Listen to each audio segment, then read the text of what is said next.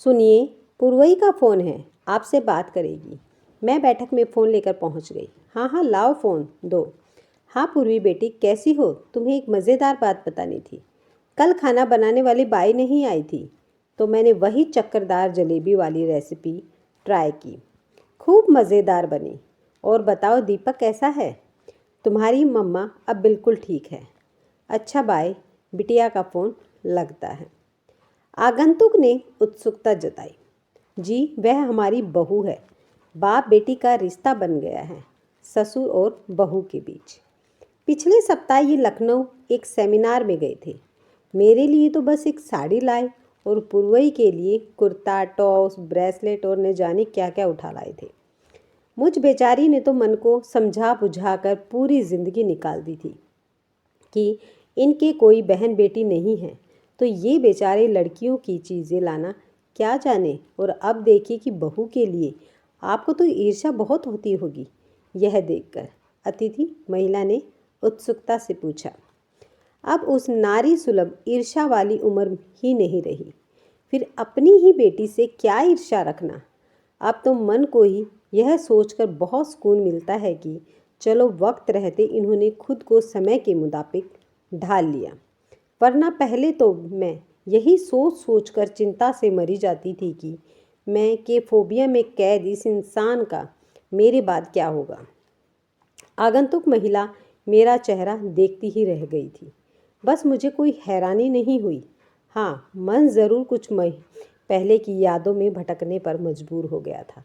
बेटा दीपक और बहू पुरवई सप्ताह भर का हनीमून मनाकर लौटे थे और अगले ही दिन मुंबई अपने कार्यस्थल लौटने वाले थे।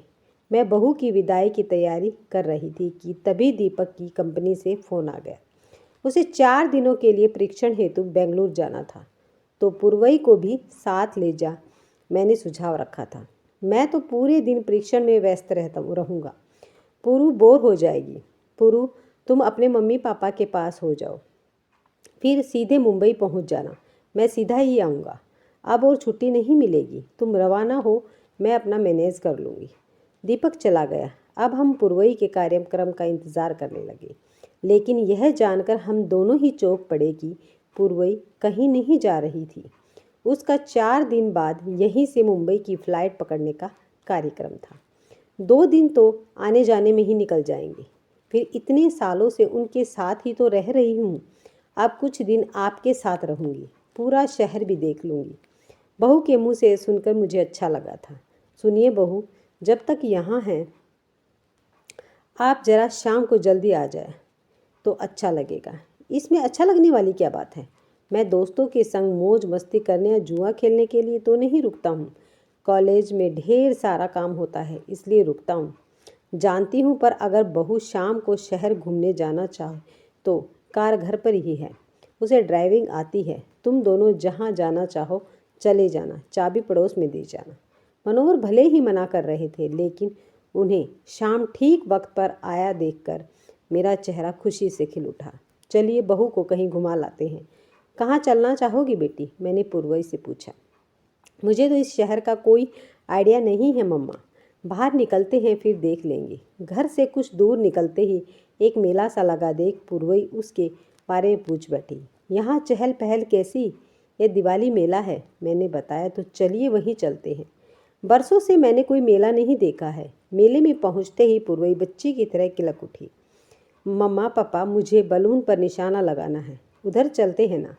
हम दोनों का हाथ पकड़कर वह हमें उधर घसीट ले गई थी। मैं अवाक उसे देखती रह गई थी। उसका हमारे संग व्यवहार एकदम बेतलुक था, सरल था, मानो वह अपने मम्मी पापा के संग हो। मुझे तो अच्छा लग रहा था, लेकिन मन ही मन में मनोहर से भय खा रही थी कि वे कहीं उस मासूम को छिड़क न दे। उनकी सख्त मिजाज प्रोफेसर वाली छवि कॉलेज में ही नहीं, घर पर भी बनी हुई थी। पुरवई को देखकर लग रहा था मानो वह ऐसे किसी कठोर अनुशासन की छाव से कभी गुजरी ही न हो, या गुजरी भी हो तो अपने नाम के अनुरूप उसे एक झोंके से उड़ा ले जाने की क्षमता रखती हो। बेहद स्वच्छंद और आधुनिक परिवेश में पली बड़ी खुश मिजाज उन्मुक्त पुरवई का अपने घर में आगमन मुझे ठंडी हवा के झोंके सा एहसास करा रहा था। पल पल सिरहन का एहसास महसूस करते हुए भी मैं इस ठंडे उन्मुक्त एहसास को भरपूर जी लेना चाह रही थी। पुरवई की वो लगा कि पुकार के साथ उन्मुक्त हंसी गूंजी तो मैं एक बार फिर सिहर उठी थी। हड़बड़ाकर मैंने मनोहर की ओर दृष्टि दौड़ाई। चौंक उठी थी। वे हाथ में बंदूक थामे एक आंख बंद कर गुब्बारों पर निशाना लगाए जा रहे थे और पुरवई उछल उछल कर ताली बजाते हुए उनका उत्साहवर्धन कर रही थी।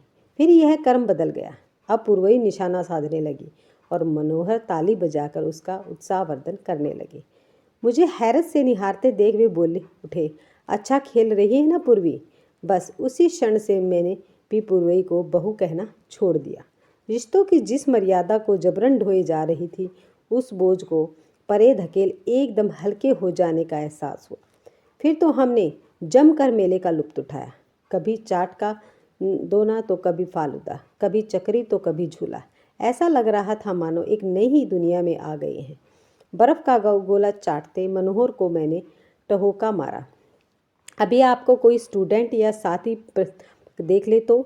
मनोहर कुछ जवाब देते इससे पूर्व पुरवई बोल पड़ी, तो हम कोई गलत काम थोड़ी ना कर रहे हैं। वैसे भी इंसान को दूसरे के कहने की परवाह कम ही करनी चाहिए।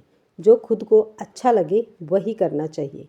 यहाँ तक कि मैं तो कभी अपने दिल और दिमाग में संघर्ष हो जाता है तो मैं भी अपने दिल की बात को ज़्यादा तवज्जो देती हूँ।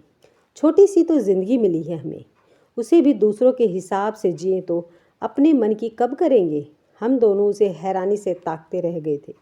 कितनी सीधी सी फिलॉसफी है एक सरस जिंदगी जीने की, और हम है कि अनेक दाव पेचों में उसे उलझाकर एकदम निरश बना डालते हैं। पहला दिन वाकई बड़ी मस्ती से गुजरा। दूसरे दिन हमने उसकी शादी की फिल्म देखने की सोची। 2 बार देख लेने के बावजूद हम दोनों का क्रेज़ कम नहीं हो रहा था। लेकिन पुरवई सुनते ही बिदक गई, बोर हो गई। मैं तो अपनी शादी की फिल्म देखते देखते, आज आपकी शादी की फिल्म देखते हैं। हमारी शादी की, पर बेटी वह तो कैसेट में है जो इसमें चलती नहीं है। मैंने समस्या रखी, लाइए मुझे दीजिए। पूरी कैसेट लेकर चली गई और कुछ ही देर में उसकी सीडी बनाकर ले आई।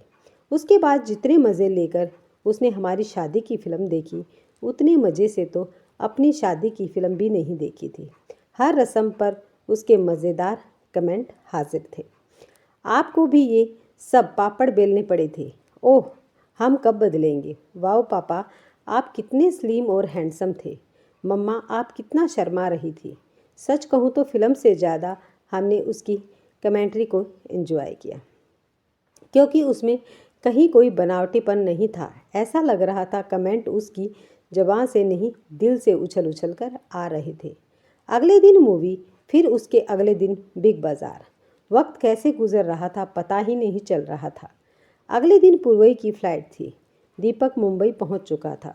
रात को बिस्तर पर लेटी तो आंखें बंद करने का मन ही नहीं हो रहा था, क्योंकि जागती आंखों से दिख रहा सपना ज़्यादा हसीन लग रहा था। आंखें बंद कर ली तो, और यह सपना चला गया तो पास लेटे मनोहर भी शायद यही सोच रहे थे। तभी तो उन्होंने मेरी ओर करवट बदली और बोले, कल पुरवई चली जाएगी। घर कितना सूना लगेगा। 4 दिनों में ही उसने घर में कैसी रौनक ला दी है। मैं खुद अपने अंदर बहुत बदलाव महसूस कर रहा हूँ। जानती हो तनु, बचपन में मैंने घर में बाबूजी का कड़ा अनुशासन देखा है। जब वे जोर से बोलने लगते थे तो हम भाइयों के हाथ पैर थर्राने लगते थे। बड़े हुए, शादी हुई, बच्चे और हो जाने के बाद तक मेरे दिलो दिमाग पर उनका अनुशासन हावी रहा। जब उनका देहांत हुआ तो मुझे लगा अब मैं कैसे जीऊँगा, क्योंकि मुझे हर काम उनसे पूछ कर करने की आदत हो गई थी। मुझे पता ही नहीं चला इस दरमियान कब उनका गुस्सा, उनकी सख्ती मेरे अंदर समाविष्ट होते चले गए। मैं धीरे धीरे दूसरा बाबूजी बनता चला गया।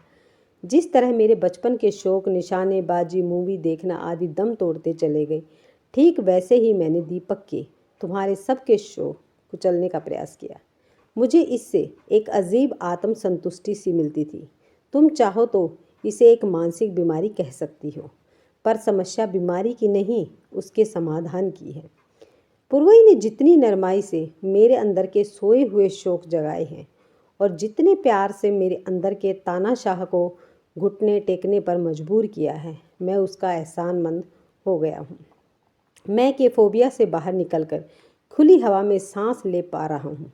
सच तो यह है तन्नू, बंदिशें मैंने सिर्फ दीपक और तुम पर ही नहीं लगाई थी, खुद को भी वर्जनाओं की जंजीरों में जकड़ रखा था। पुरवई से भले ही यह सब अनजाने में हुआ है, क्योंकि उसने मेरा पुराना रूप तो देखा ही नहीं है, लेकिन मैं अपने इस नए रूप से बेहद प्यार करने लगा हूँ और तुम्हारी आंखों में भी यह प्यार स्पष्ट देख सकता हूँ। मैं तो आपसे हमेशा से ही प्यार करती आ रही हूँ।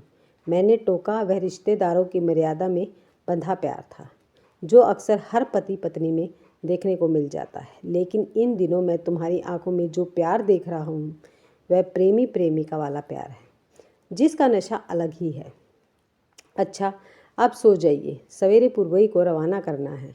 मैंने मनोहर को तो सुला दिया, लेकिन खुद सोने से डरने लगी। जागती आंखों से देख रही इस सपने को तो मेरी आंखें कभी नज़रों से ओझल नहीं होने देना चाहेगी।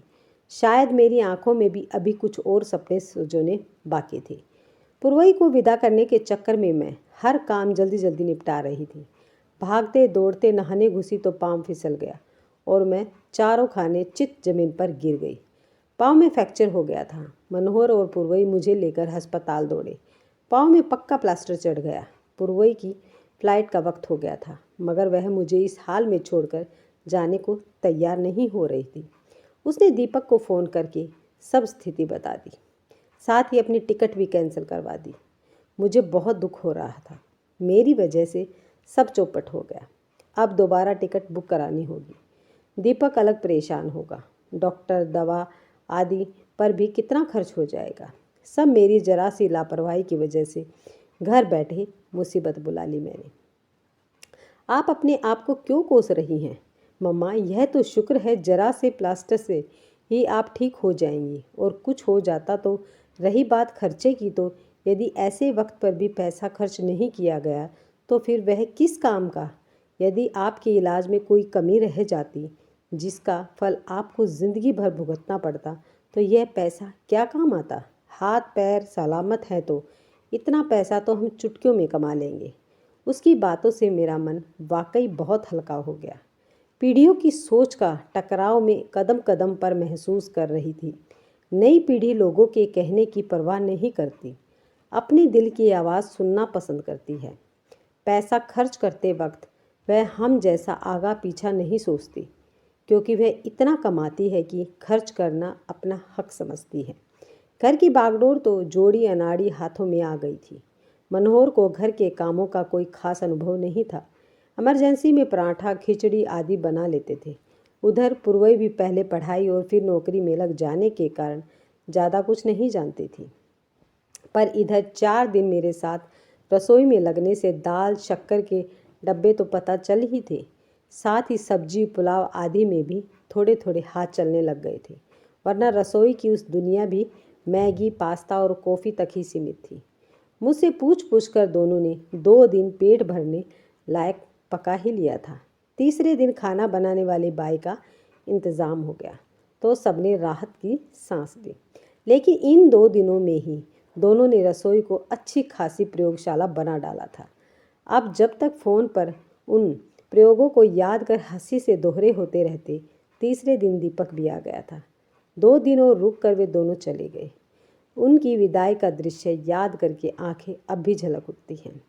दीपक तो पहले पढ़ाई करते हुए और फिर नौकरी लग जाने पर अक्सर आता जाता रहता है, पर विदाई के दर्द की जो तीव्र लहर हम उस वक्त महसूस कर रहे थे वह पिछले सब अनुभवों से जुदा थी। ऐसा लग रहा था बेटी विदा होकर बाबुल की दहलीज लांघ कर दूर देश जा रही है। पुरवी की जुबां पर यह बात आ भी गई थी। जुदाई के ऐसे मीठे से दर्द की कसक एक बार तब उठी थी जब कुछ दिन पूर्व मायके से विदा हुई थी। तब एहसास भी नहीं था कि इतने कम अंतराल में ऐसा मीठा दर्द दोबारा सहना पड़ जाएगा। पहली बार मुझे पीढ़ियों की सोच टकराती नहीं, हाथ मिलाती महसूस हो रही थी।